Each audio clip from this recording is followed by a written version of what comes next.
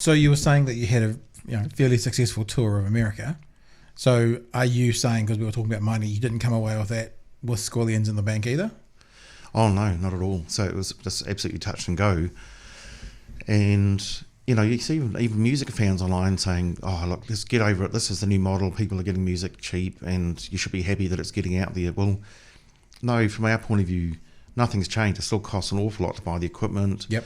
to record music. Sure, you can do it in a bedroom, but the bulk of the kind of non-programmed recordings you're hearing are still done in a decent studio somewhere.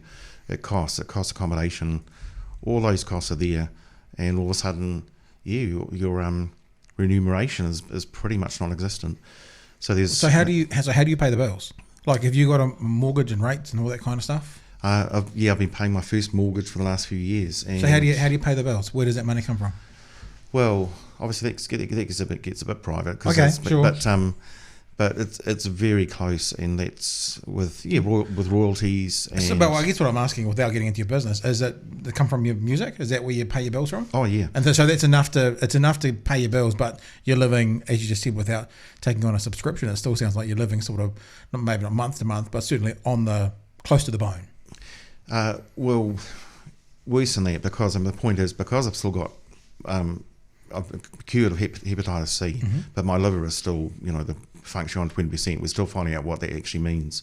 So I'm still on a sickness benefit. Okay. And without that, I would not be able to pay my mortgage. Right. Wow. So, so I think a lot of people I know are getting by selling paintings, just sort of all sorts of desperate things. I've seen some fairly academic reports on how they see the change in the next 20 years when governments get involved and actually challenge the industry a bit more. And also, remember, it's taken like 30 years to get where we are with people really thinking music is free. Mm-hmm. It'll take another generation for it to get back to where people valuing it. When you say challenge the industry, what do you mean? Challenging it in what way? Well, actually saying, sort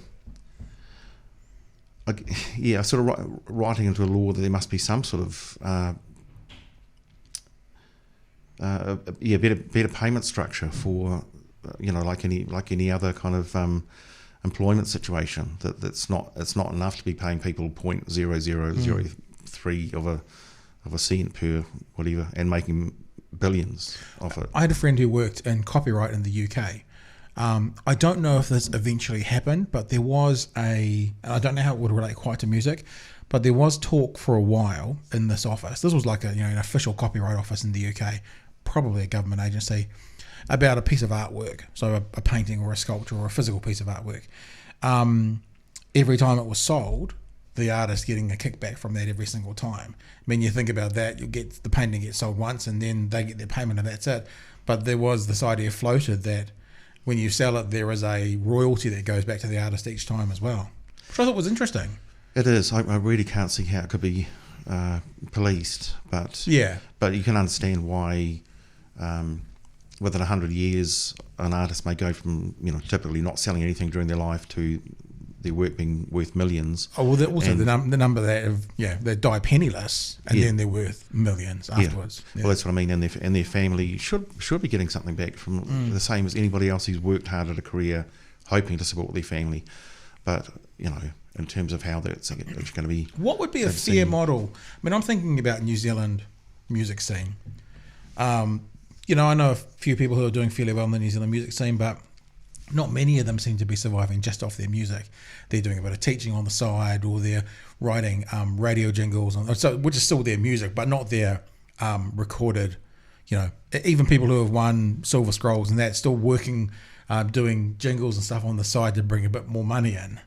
I mean, what is a fair model? Is it just because you have 5% of the marketplace in New Zealand? It's not a lot of people, but of course 5% of the marketplace in America, you're ginormous. Is it just purely a population issue, or is there a better way to do it?